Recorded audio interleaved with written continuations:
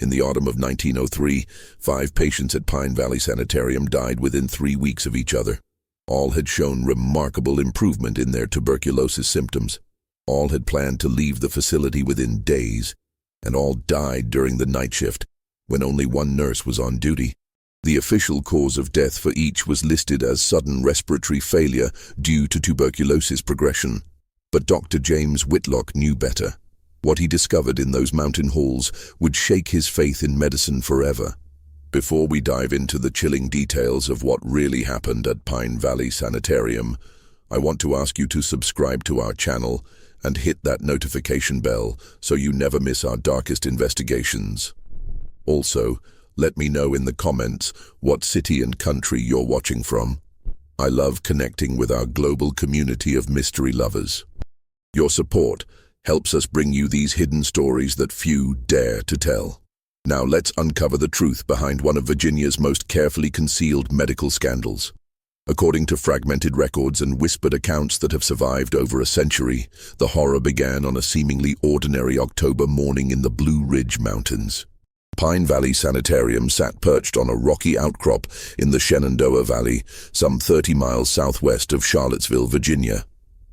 The 3-story brick building had been constructed in 1889 as a retreat for tuberculosis patients, taking advantage of the clean mountain air that doctors of the era believed could cure the White Plague.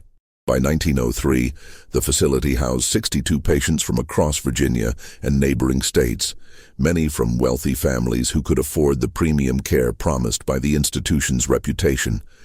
The sanitarium's director, Dr. Augustus Pine, had built his career on treating the wealthy elite's most troublesome cases. A tall, gaunt man with silver hair and penetrating gray eyes, Dr. Pine had studied medicine at the University of Virginia before specializing in pulmonary diseases. His methods were considered progressive for the time. He advocated for fresh air therapy, nutritious meals, and experimental treatments that he claimed showed remarkable success rates. Wealthy families from Richmond, Norfolk, and even as far as Baltimore sent their afflicted relatives to Pine Valley, trusting Dr. Pine's reputation and the facility's discretion. The sanitarium operated with military precision. Patients followed strict daily schedules that included morning walks on the covered porches, afternoon rest periods, and evening treatments in the facility's modern medical wing. The staff consisted of 12 nurses, 3 junior physicians, and Dr. Pine himself, who personally oversaw the care of the most prominent patients. The facility's isolation made it ideal for treating tuberculosis and for maintaining the absolute privacy that wealthy families demanded when dealing with family members whose conditions might bring shame or inconvenience. Dr. James Whitlock arrived at Pine Valley in September 1903, fresh from his medical training at Johns Hopkins University in Baltimore. At 28, he was eager to apply the latest medical techniques he had learned, particularly the new understanding of tuberculosis as a bacterial infection rather than a hereditary weakness. Dr. Pine had hired him specifically to work with younger patients, praising Whitlock's modern training and enthusiasm for scientific medicine. From his first day, Whitlock noticed the sanitarium's unusual atmosphere.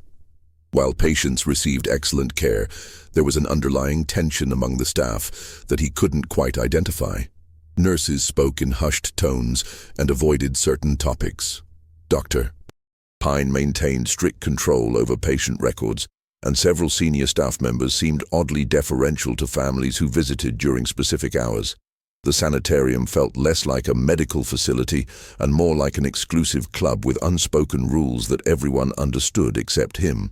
The first death occurred on October 15, 1903, during the early morning hours when Nurse Margaret Collins was making her rounds. Catherine Brennan, a 24-year-old woman from a prominent Richmond banking family, had been showing steady improvement for weeks. Her cough had nearly disappeared, her fever had broken, and she had gained weight on the sanitarium's rich diet of cream, eggs, and fresh mountain air. She had even written to her family the previous week, expressing her joy at the prospect of returning home for Christmas. Nurse Collins found Catherine's body at 3:47 a.m. during her routine temperature check. The young woman lay peacefully in her bed, as if she had simply stopped breathing in her sleep. There were no signs of struggle, no evidence of the violent coughing fits that typically preceded death from tuberculosis. Her skin retained a healthy color, and her expression was serene. When Dr. Pine examined the body later that morning, he pronounced the cause of death as sudden cardiac arrest secondary to tuberculosis, noting in his careful handwriting that such occurrences, while rare, were not unknown in advanced cases. Catherine's family arrived the following day to collect her body. They accepted Dr. Pine's explanation with surprising composure, though Whitlock noticed they seemed more relieved than grieved. Her father, Harold Brennan, signed the death certificate without question and made immediate arrangements for a private burial in Richmond. Before leaving, he had a lengthy private conversation with Dr. Pine in the director's office, after which he made a substantial donation to the Sanitarium's research fund. The second death followed just 5 days later. Thomas Ashworth, the 19-year-old son of a Virginia tobacco fortune, died under identical circumstances. Like Catherine, he had been recovering well and had written enthusiastic letters home about his improving health. Like Catherine, he died peacefully during the night shift, with no witnesses except Nurse Collins, who found his body during her 4 a.m. rounds. Dr. Pine again cited sudden cardiac complications, and the Ashworth family displayed the same curious mixture of acceptance and relief when they arrived to claim their son's remains. It was after the third death that Dr. Whitlock began to pay closer attention. Eleanor Fairfax, daughter of a Norfolk shipping magnate, died on October 28th, under circumstances so similar to the previous cases that even the most trusting observer might have noticed a pattern. Eleanor had been planning to leave Pine Valley within the week, having recovered enough strength to travel. She had spent the previous evening writing letters and packing her belongings. Nurse Collins found her body at 3:22 a.m., lying in exactly the same peaceful position as the others. When Whitlock examined Eleanor's body, he noticed something that Dr. Pine had apparently overlooked in his haste to complete the death certificate. A small puncture mark on her left arm, no larger than a pinprick, partially hidden beneath the sleeve of her nightgown. When he mentioned this finding to Dr. Pine, the senior physician dismissed it as a bedbug bite, common in even the finest facilities. But Whitlock had seen enough bedbug bites during his training to know this was something different. The mark was too precise, too clean, and positioned exactly where a physician might insert a hypodermic needle. As autumn deepened into winter, an oppressive atmosphere settled over Pine Valley Sanitarium like the morning mists that clung to the surrounding mountains. The staff began speaking in even lower whispers, and Whitlock noticed that certain patient files were kept in Dr. Pine's personal safe rather than in the general medical records. Patients who had been scheduled for discharge seemed to develop sudden complications that extended their stays, while others who appeared to be struggling with their illness were declared ready for release with unusual speed. The pattern that emerged over the following weeks painted a disturbing picture. The patients who died were invariably from the wealthiest families. Those whose recovery would mean returning to claim inheritances, family businesses, or social positions that others might prefer to see remain vacant. Thomas Ashworth had been set to inherit his father's tobacco empire at 21, an inheritance that would now pass to his younger brother. Catherine Brennan had been the primary heir to her father's banking fortune, a position that would now fall to her male cousins. Eleanor Fairfax had been engaged to marry a man her father disapproved of, a union that would have complicated the family's shipping business partnerships. During this period, Whitlock began conducting his own quiet investigation. He started by reviewing the patient intake records, which revealed an unusual pattern in how certain patients were admitted. While most tuberculosis patients were brought to Pine Valley by desperate families seeking the best available care, a select few arrived through different channels. These patients were always from prominent families, always accompanied by significant financial arrangements, and always assigned to rooms in the facility's most isolated wing. More troubling still was the discovery that several of these special patients had been perfectly healthy upon arrival. Their medical files contained fabricated symptoms and fictional medical histories that justified their presence at the sanitarium. Whitlock found records of patients admitted for early-stage tuberculosis who showed no signs of infection, young adults committed for preventive treatment who were actually being hidden away from family scandals or inconvenient romantic attachments.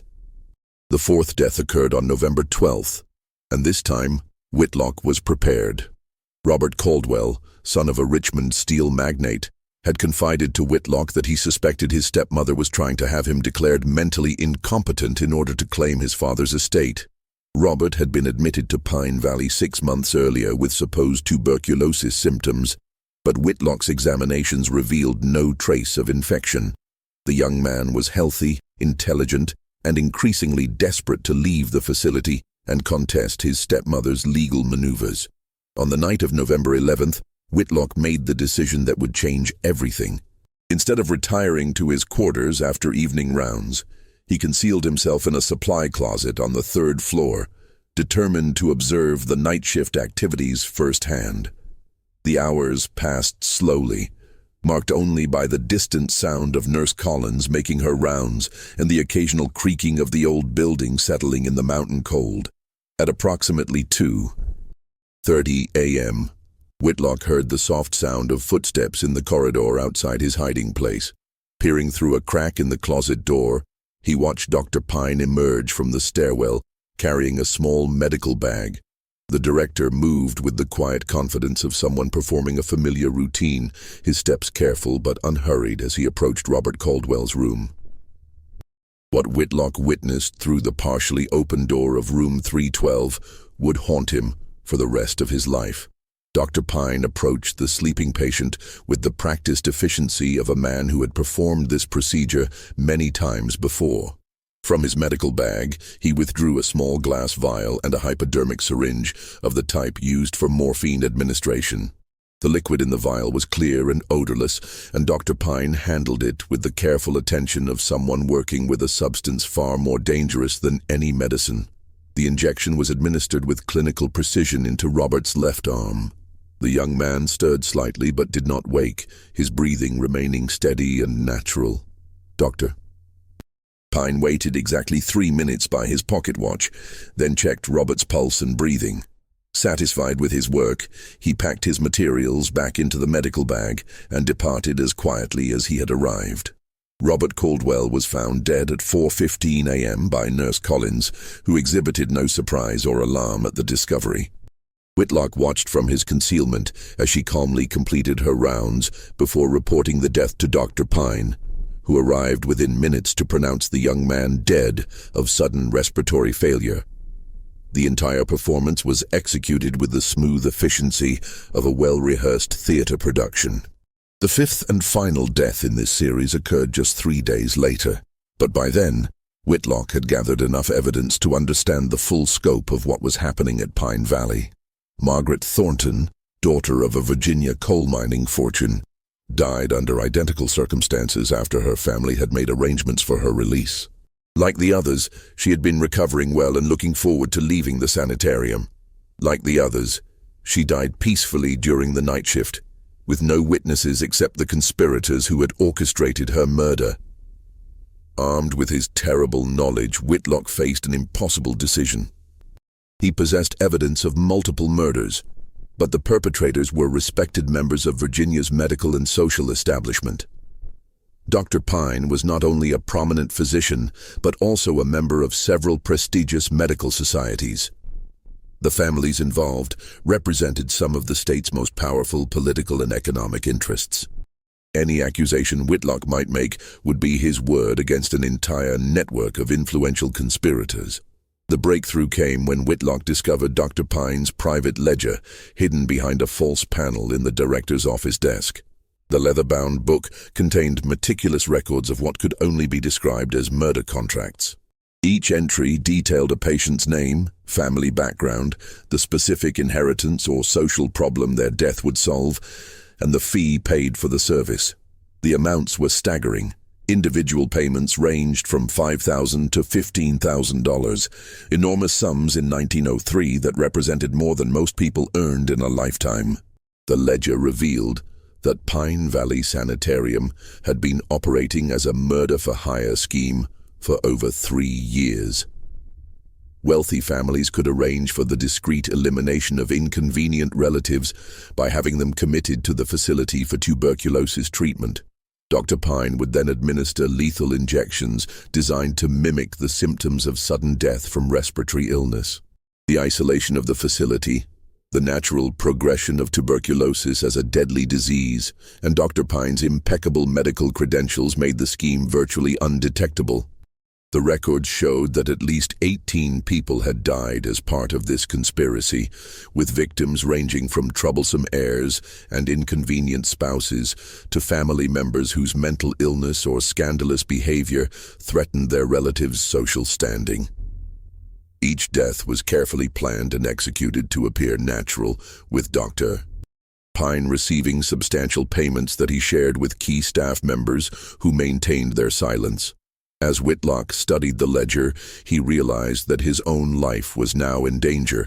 Dr. Pine had begun to suspect that someone was investigating the deaths, and Whitlock's questions about the puncture marks and his interest in patient records had not gone unnoticed. The young physician found himself assigned to increasingly isolated duties, kept away from the patients who were scheduled for elimination, and watched carefully by staff members who had once been friendly. The tension reached its peak when Whitlock discovered his own name added to a new entry in Dr. Pine's ledger. The notation was brief but chilling. J. Whitlock, becoming problematic, family contacted regarding mental decline, commitment papers prepared. Dr. Pine was planning to have Whitlock declared mentally unfit and permanently committed to Pine Valley as a patient where he could be eliminated at leisure. On the night of November 20th, 1903, Whitlock made his desperate escape from Pine Valley Sanitarium. Using his knowledge of the building's layout and the staff's routines, he slipped out during the evening meal and made his way down the mountain path that led to the nearest town. In his coat pocket, he carried the most damning pages from Dr. Pine's ledger, along with detailed notes about the murder method and a vial of the poison he had managed to steal from the medical supplies. The journey down the mountain in the November darkness was treacherous, but Whitlock's determination to expose the conspiracy gave him strength. He reached the town of Waynesboro before dawn and immediately sought out the local sheriff, a man named William Crawford who had a reputation for honesty and integrity. Crawford listened to Whitlock's story with growing amazement and horror, particularly when the young doctor produced the physical evidence he had gathered. The sheriff's investigation moved quickly once he understood the magnitude of the crimes. A raid on Pine Valley Sanitarium on November 22nd uncovered the complete ledger, along with Dr. Pine's supply of lethal injection materials and correspondence with families who had contracted for murders. The poison, when analyzed by a chemist in Richmond, proved to be a concentrated extract of digitalis, a heart medication that in large doses caused cardiac arrest while leaving few traces in the body. Dr. Augustus Pine was arrested at the sanitarium, along with nurse Margaret Collins and 2 other staff members who had participated in the conspiracy. The arrest created a sensation in Virginia society, as the list of families who had paid for murders included some of the state's most prominent names. Several family members were also arrested and charged as conspirators, though many others escaped prosecution through political connections and expensive legal representation. The trial of Dr. Pine began in February 1904 and lasted for 6 weeks. The prosecution presented overwhelming evidence of the murder scheme, including Dr. Pine's own meticulous records and testimony from Dr. Whitlock about what he had witnessed. The defense attempted to portray Pine as a dedicated physician who had been driven to desperate measures by the demands of wealthy families, but the jury was unconvinced by these arguments. During the trial, additional horrifying details emerged about the scope of the conspiracy. Families had used Pine Valley not only to eliminate inconvenient heirs, but also to dispose of relatives whose mental illness, criminal behavior, or scandalous relationships threatened family reputations. Some victims had been perfectly healthy when admitted, while others had been suffering from treatable conditions that Dr. Pine had deliberately allowed to worsen before administering the final lethal injection. Dr. Augustus Pine was convicted on 14 counts of murder and sentenced to death by electric chair, a sentence that was carried out at the Virginia State Penitentiary in Richmond on August 15, 1904. Nurse Margaret Collins received a life sentence for her role in the murders, while 2 other staff members were sentenced to 20 years in prison. The conspiracy had been so extensive that a total of 7 family members were also convicted on various charges related to the murder scheme. Pine Valley Sanitarium was permanently closed following the trial, its buildings eventually abandoned to the elements. The facility's isolation, which had made it perfect for concealing murders, also made it unsuitable for any legitimate medical purpose once its reputation was destroyed. Local residents reported that the building stood empty for decades, gradually falling into ruin as the mountain weather took its toll on the structure. Dr. James Whitlock's courage in exposing the conspiracy made him a hero in medical circles, but the experience left deep psychological scars. He testified extensively during the trials, helping to ensure that justice was served, but he never returned to practicing medicine in Virginia. Instead, he moved to California, where he spent the rest of his career working with tuberculosis patients in legitimate sanitariums, dedicating his life to the proper treatment of the disease that had been used as cover for so many murders. The Pine Valley case led to significant reforms in the regulation of private medical facilities throughout Virginia and other states. New laws required regular inspections of sanitariums and mandatory reporting of patient deaths to state medical boards. The case also highlighted the need for better oversight of wealthy families' ability to commit relatives to medical institutions, leading to stronger legal protections for patients' rights. In the end, the legacy of Pine Valley Sanitarium serves as a chilling reminder of how easily medical authority can be corrupted when combined with wealth and social privilege. The murders committed in those mountain halls were made possible not by supernatural evil, but by the very human capacity for greed, callousness, and the abuse of power. The case remains one of the most extensively documented examples of medical murder in American history, a testament to Dr. Whitlock's courage and the importance of holding even the most respected institutions accountable for their actions. Sometimes the greatest horrors are not the work of madmen or monsters, but of rational, calculating individuals who view human life as nothing more than an obstacle to be removed for the right price. If this story of medical corruption and family betrayal has disturbed you as much as it should, please share this video with others who appreciate true crime investigations. Give it a like to support our research into these forgotten cases, and subscribe to our channel for more dark histories that powerful people hoped would stay buried. What do you think about families who would murder their own relatives for money? Leave your thoughts in the comments below, and we'll see you in our next investigation into the shadows of history.